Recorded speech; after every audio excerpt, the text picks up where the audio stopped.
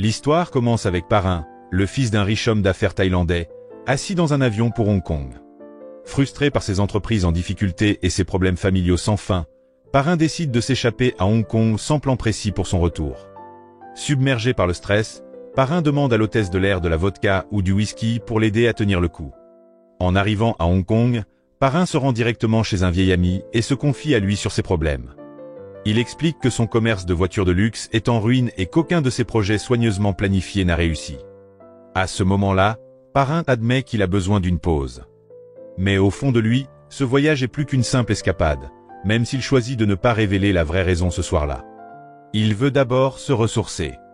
D'une voix lourde, Parrain demande à son ami de lui servir du vin de riz avant de plonger dans les fardeaux de sa vie. Il finit par boire excessivement et devient complètement ivre. Finalement, Parrain titube jusqu'au hall de l'hôtel, parlant de manière incohérente devant Iris, la réceptionniste. En tant que réceptionniste, c'est le travail d'Iris d'aider les clients, mais gérer un client ivre comme Parrain est loin d'être facile. Pour empirer les choses, la seule chambre disponible est la suite présidentielle, l'option la plus grande et la plus chère. Mais ce n'est pas un problème pour quelqu'un comme Parrain. Alors que ses bagages sont éparpillés dans le hall, Madame Julie, la gérante de l'hôtel, intervient et réprimande Iris, demandant à qui appartiennent ces affaires qui encombrent l'espace. Iris explique la situation, et Madame Julie lui ordonne de ramener les affaires du client dans sa chambre. Iris, une Philippine travaillant à Hong Kong, vient d'une famille brisée et pauvre, ce qui l'a forcée à quitter son pays pour gagner sa vie à l'étranger. Seule dans un pays étranger, Iris a la chance d'avoir une gérante, Madame Julie, qui est aussi originaire des Philippines. Ce point commun aide Iris à s'adapter à sa nouvelle vie. Quand Iris arrive dans la chambre de Parrain, sa tâche va au-delà de simplement déposer ses affaires. Elle doit aussi l'aider à entrer dans sa chambre. Incapable de le soulever jusqu'au lit à cause de sa petite taille, Iris le laisse par terre, lui fournissant un oreiller et une couverture pour qu'il dorme confortablement. Le lendemain matin, Parrain confronte Iris, demandant à qui appartiennent les objets laissés dans sa chambre. Iris affirme rapidement qu'ils sont à elle. Méfiant, Parrain l'accuse de s'être faufilé dans sa chambre la veille. Alors qu'Iris commence à expliquer, le téléphone de Parrain sonne, interrompant leur conversation. Avec le temps, une routine s'installe. Chaque fois que Parrain rentre ivre d'une fête, c'est Iris qui s'occupe de lui. Elle l'aide et lui apporte souvent des fruits, des repas et tout ce dont il a besoin pendant son séjour à l'hôtel. Après des jours de ce cycle répétitif, une journée prend un tournant inattendu. Iris est soudainement abordée par un autre client de l'hôtel, qui lui dit qu'un homme ivre est monté sur le toit et agite les bras comme un oiseau. À ce moment-là, Iris comprend immédiatement de qui il s'agit et se précipite sur le toit. En arrivant, Iris panique en voyant Parrain, semblant sur le point de faire l'impensable. Sans perdre de temps, Iris agit pour empêcher une tragédie. Cependant, ses bonnes intentions entraînent une blessure à la jambe de Parrain. Furieux, Parrain explique qu'il n'avait aucune intention de sauter du toit. Il voulait simplement voler, car il croyait être un oiseau. Il était aussi agacé qu'Iris prononce mal son nom. Heureusement, après un examen médical, il est confirmé que Parrain n'a subi qu'une blessure légère qui guérira en 3 à 5 jours. Pour s'excuser, Iris lui apporte des plats thaïlandais. Après avoir tout préparé, elle s'excuse poliment, disant qu'elle doit retourner travailler. Cependant, Parrain insiste pour qu'Iris reste et dîne avec lui. D'abord hésitante, trouvant cela inapproprié de la part d'un client, Iris finit par accepter après l'insistance de Parrain. Ainsi, les deux finissent par partager un repas ensemble. Pendant le dîner, Parrain invite soudainement Iris à sortir avec lui l'après-midi suivant. Il veut explorer Hong Kong mais ne sait pas où aller. Malheureusement, Iris doit décliner, expliquant qu'elle travaille des heures supplémentaires toute la semaine pour remplacer un collègue rentré dans son pays natal. Parrain, perplexe, lui demande si elle n'est pas épuisée. Avec enthousiasme, Iris explique son point de vue. Travailler plus signifie gagner plus d'argent, et l'argent, selon elle, peut acheter le bonheur. Parrain n'est pas d'accord, affirmant que l'argent ne peut jamais acheter le bonheur. Cette différence d'opinion déclenche un débat entre eux, mais finalement, Parrain, fatigué, décide d'abandonner la discussion et de continuer à manger. Après le dîner, Madame Julie appelle Iris dans son bureau. Elle lui dit qu'elle doit accompagner Parrain où il veut aller le lendemain. Apparemment, Madame Julie a reçu un appel de Parrain, qui a menacé de poursuivre Iris pour avoir causé sa blessure et mal prononcé son nom. Pour éviter des ennuis juridiques avec un client riche comme Parrain, Madame Julie décide de libérer Iris de son service de l'après-midi pour qu'elle puisse satisfaire la demande de Parrain. Le lendemain, Iris emmène Parrain dans une boutique de souvenirs thaïlandais. Elle pense qu'il pourrait regretter des objets de son pays, alors elle l'y amène. Cependant, aucun des articles ne retient suffisamment l'attention de Parrain pour qu'il achète quelque chose. Leur après-midi se termine par un déjeuner dans le restaurant chinois préféré d'Iris. Pendant le repas, Parrain demande à Iris de l'appeler simplement Parrain sans titre ou formalité, car elle avait du mal à prononcer son nom complet correctement. Iris accepte, et cela rend leurs interactions beaucoup plus détendues. Bientôt, leur conversation coule naturellement, et ils ressentent un nouveau sentiment de complicité. Le lendemain matin, au lever du soleil, Parrain apparaît soudainement devant la pension d'Iris. Il a appris son adresse par un ami. À ce moment-là, Iris est choquée de voir Parrain à sa porte. Elle se prépare rapidement pour être présentable. Quand Parrain la voit, il ne peut pas croire à quoi elle ressemble au réveil. Il est aussi surpris par la taille minuscule de son logement, plus petit que la salle de bain de sa suite à l'hôtel. Se sentant insulté par sa remarque, Iris lui demande sèchement pourquoi il est là. Parrain répond simplement qu'il a faim. Pour satisfaire sa demande, Iris l'emmène au marché et lui offre son plat indien préféré. Ils mangent ensemble devant la pension d'Iris. C'est alors que Parrain révèle la vraie raison de sa visite. Il veut qu'elle l'accompagne au village de Thaï parce qu'il cherche sa mère. Un ami a des pistes sur sa localisation, mais ne peut pas emmener lui-même. Parrain commence alors à raconter son histoire, expliquant que sa mère n'est pas vraiment disparue mais qu'elle a quitté la maison il y a un mois. Il est venu à Hong Kong dans l'espoir de la retrouver. Iris accepte de l'aider mais dit soudain quelque chose qui laisse Parrain plonger dans ses pensées. Peut-être que sa mère ne veut pas être retrouvée. Parrain ne comprend pas tout à fait ce qu'Iris veut dire, mais ces mots le laissent silencieux, perdu dans ses réflexions. Ce même jour, Parrain et Iris se sont rendus à Tai O, un petit village de pêcheurs à la périphérie de Hong Kong. En suivant les indications de son ami, Parrain a enfin retrouvé sa mère. Elle était en train de cuisiner quand il l'a aperçue. Après un mois de recherche, Parrain a été réuni avec sa mère. Bien que les retrouvailles aient été un peu gênantes, sa mère l'a accueilli chaleureusement. Parrain, cependant, était perplexe. Pourquoi avait-elle choisi de vivre dans une maison si délabrée, abandonnant leur luxueuse demeure en Thaïlande? D'une voix douce mais ferme, la mère de Parrain a expliqué sa décision. Elle a partagé que la richesse ne lui avait jamais apporté le bonheur. Sa voix tremblait d'émotion en révélant son désir d'une vie plus simple et plus épanouissante. En entendant les mots de sa mère, les yeux de Parrain se sont remplis de larmes. Mais avant qu'il ne puisse digérer tout ce qu'elle avait dit, le nouveau mari de sa mère les a invités à partager un repas. Pendant le repas, Parrain a enfin commencé à comprendre le point de vue de sa mère. Ses sourires, ses rires, son bonheur authentique, c'étaient des choses que Parrain n'avait jamais vues chez eux en Thaïlande. En fait, il a réalisé qu'il ne l'avait jamais vue aussi heureuse de toute sa vie. Sa mère était vraiment heureuse des choix qu'elle avait faits et de la vie qu'elle menait désormais. Parrain a enfin compris ces mots. Aucun argent ne pourrait jamais acheter le bonheur. Il a aussi pris une décision ferme. Il ne demanderait plus à sa mère de retourner en Thaïlande, et il ne lui enlèverait pas le bonheur qu'elle avait trouvé ici. Après avoir découvert la situation de sa mère, Parrain a passé la soirée à regarder le coucher du soleil avec Iris. À ce moment-là, Parrain a admis que la vue lui semblait plutôt ordinaire, car il profitait souvent de paysages similaires en Thaïlande. Cependant, c'était la première fois qu'il appréciait vraiment un coucher de soleil. En entendant cela, Iris a expliqué qu'une journée est composée de 24 heures à 23 heures de jour et de nuit, et seulement 1 heure pour le lever et le coucher du soleil. Cette heure, a-t-elle dit, est la plus belle de la journée. La vie est pareille. Parfois, ce sont les plus petits changements, les moments les plus brefs, qui révèlent le vrai sens de la vie. Parrain a souri, comme s'il était d'accord avec ce qu'Iris venait de dire. Peu après, ils ont commencé à planifier d'autres endroits à visiter ensemble, décidant que Peng Chau serait leur prochaine destination. En arrivant, ils ont passé leur temps à profiter de la compagnie l'un de l'autre, à observer des tortues, à sentir la brise marine et à jouer à faire les robots comme à Disneyland.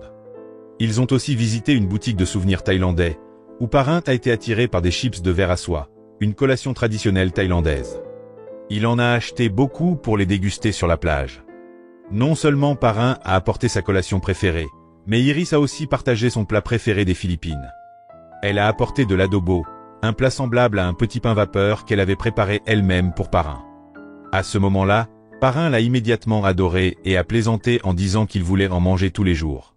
Cependant, quand Parrain a demandé à Iris d'essayer les chips de verre à soie, elle a refusé, dégoûtée par leur apparence.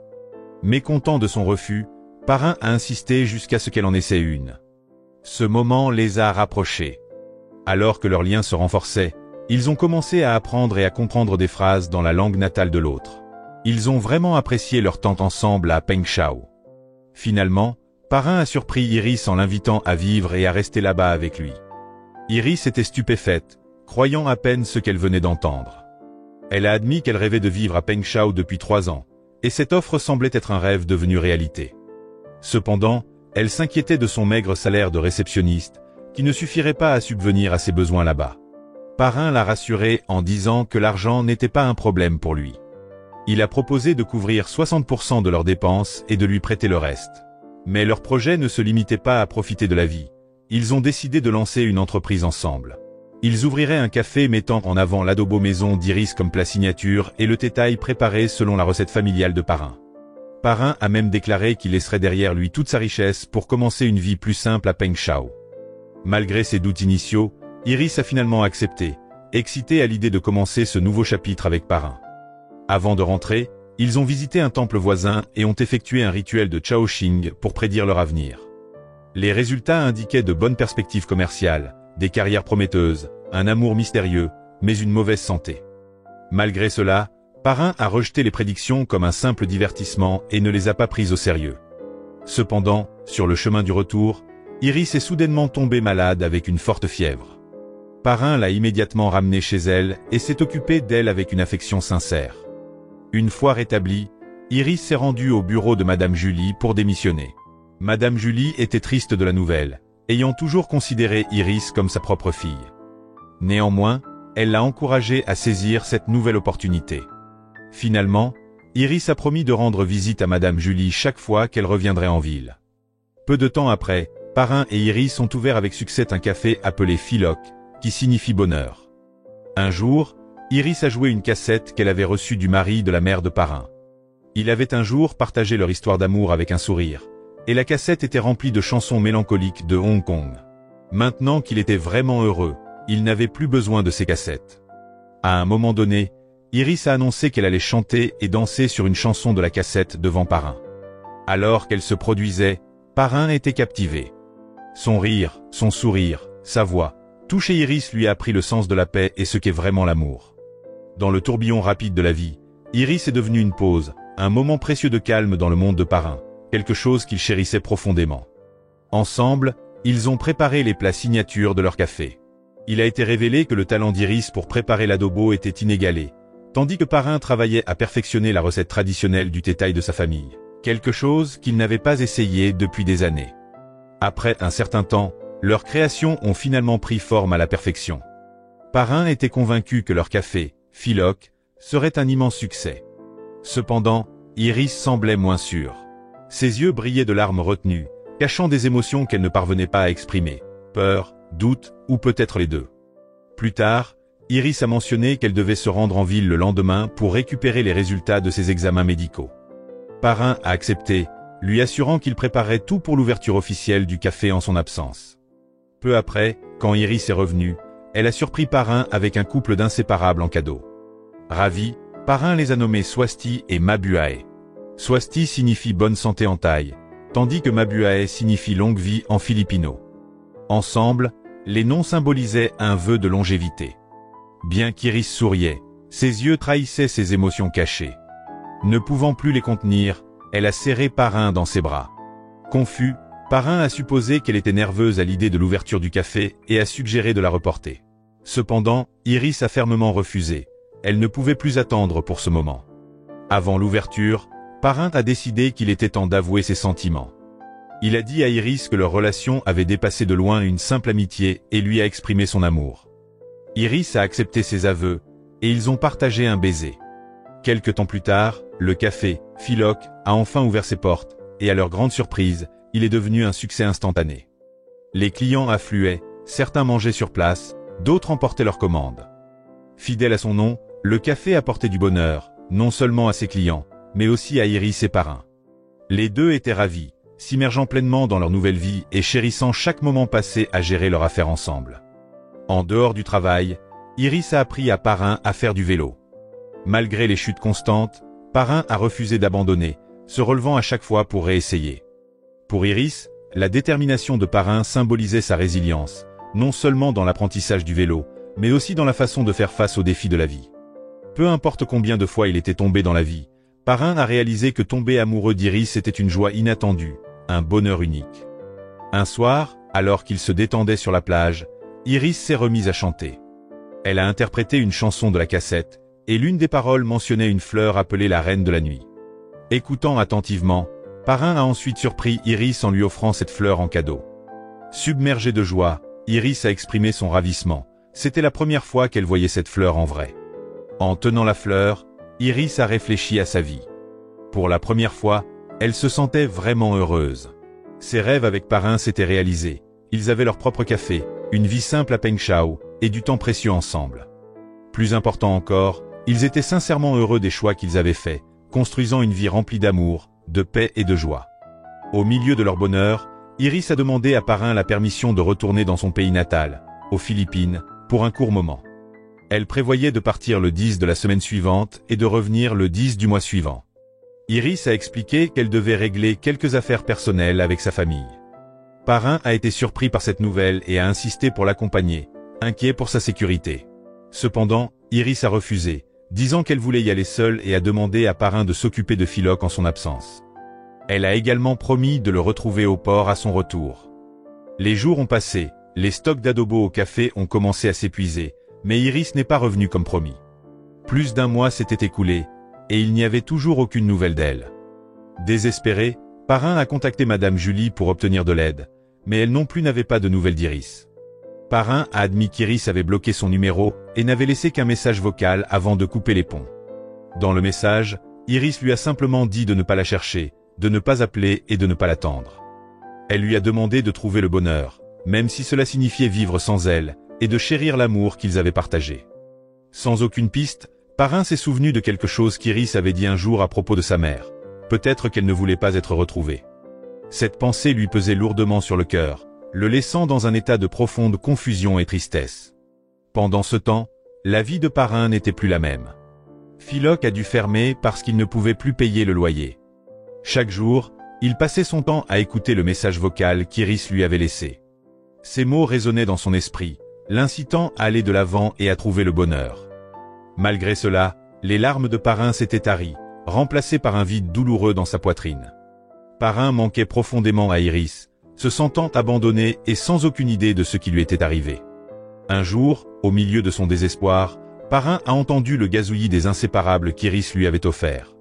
Cependant, seule la voix de Mabuae restait. Swasti gisait sans vie dans une boîte à proximité. Submergé par le chagrin, Parrain a éclaté en sanglots. Dans son angoisse, il a interprété la mort de Swasti comme un signe de l'univers, peut-être même un message de Dieu, qu'Iris n'était plus en vie. Malgré cette pensée dévastatrice, son cœur refusait de l'accepter complètement.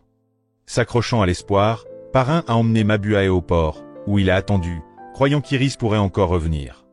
Alors qu'il se tenait là, une étrangère s'est approchée de lui, une femme qui s'est présentée comme Théa. Parrain, perdu dans ses pensées et ses émotions, ne lui a prêté aucune attention et a quitté le port sans lui répondre. Un autre jour, Parrain s'est retrouvé à écouter à nouveau les messages vocaux qu'Iris lui avait laissés. Il savait que cela lui faisait mal, mais c'était la seule façon pour lui d'entendre encore sa voix, un son qu'il désirait tant depuis son départ. Dans le cadre de sa routine quotidienne, Parrain a continué à attendre Iris au port. Et une fois de plus, Théa est apparue pour le saluer. Cette fois, Parrain n'est pas parti comme avant. Au lieu de cela, il s'est assis, prêt à entendre qui était Théa et pourquoi elle continuait à le chercher. Théa s'est présentée comme la sœur cadette d'Iris. Elle a expliqué qu'Iris lui avait demandé de rencontrer Parrain. Malgré des années sans contact en raison de problèmes familiaux, Iris avait récemment contacté Théa. Alors qu'il parlait, Parrain a posé la question qu'il redoutait. Où était Iris maintenant? La voix de Théa tremblait en révélant la vérité. Iris luttait contre l'anaphylaxie depuis des mois. Elle était retournée aux Philippines pour se faire soigner, mais il était déjà trop tard. Son état s'était aggravé, et Iris avait choisi de ne pas poursuivre le traitement. Au lieu de cela, elle voulait passer le temps qui lui restait avec Théa. À ce moment-là, Théa a expliqué qu'Iris avait fait ce choix non pas parce qu'elle n'aimait pas Parrain, mais parce qu'elle l'aimait profondément. Elle voulait que Parrain se souvienne d'elle comme quelqu'un de fort, de joyeux et toujours positif. Avant de mourir, Iris avait partagé avec Théa à quel point Parrain était la meilleure chose qui lui soit arrivée. Théa a même mentionné qu'elle n'avait jamais vu Iris sourire aussi brillamment que lorsqu'elle parlait de son temps avec Parrain. En apprenant la vérité, Parrain était stupéfait. Un silence l'a enveloppé alors que le poids des mots de Théa s'installait. Théa lui a ensuite tendu un morceau de papier avec son numéro de téléphone, lui disant de la contacter quand il se sentirait prêt. Elle a suggéré qu'ils pourraient visiter la tombe d'Iris ensemble dans quelques jours, s'il le souhaitait. En rentrant chez lui, Parrain se sentait complètement vide. Pour ne rien arranger, il a découvert que Mabuae, l'inséparable qu'Iris lui avait offert, n'était plus dans sa cage. Avec Swasti déjà parti, et maintenant Mabuae aussi, Parrain ressentait une tristesse insupportable. Tout ce qu'il chérissait semblait disparaître, Swasti, Mabuae, sa mère, et maintenant Iris. La vie, qui avait autrefois semblé si parfaite, semblait maintenant vide. Parrain a réfléchi à la façon dont le bonheur et la beauté ne semblent jamais durer, comme un lever ou un coucher de soleil éphémère, comme celui qu'ils avaient apprécié ensemble ce jour-là. Le lendemain matin, Parrain a décidé de recommencer à zéro. Il s'est rasé les cheveux et la barbe, s'est habillé soigneusement et a récupéré le téléphone qu'il avait précédemment cassé. C'était un acte silencieux mais profond pour aller de l'avant. Dans les derniers moments de l'histoire, Parrain a prononcé un adieu sincère. Il a reconnu que le départ d'Iris lui avait appris la véritable signification du bonheur et la puissance de l'acceptation. Bien que son absence ait laissé un vide, son amour et les leçons qu'elle lui avait données lui ont donné la force de trouver la paix et d'avancer dans sa vie. La leçon morale de l'histoire, la vie, c'est comme se saouler sur un toit en pensant être un oiseau. Parfois tu tombes, parfois tu voles. En fin de compte, le bonheur ne se résume pas à des voitures de luxe ou des suites d'hôtels. Il s'agit de trouver quelqu'un qui te fera descendre des toits et partagera encore sa dernière poignée de chips de verre à soie.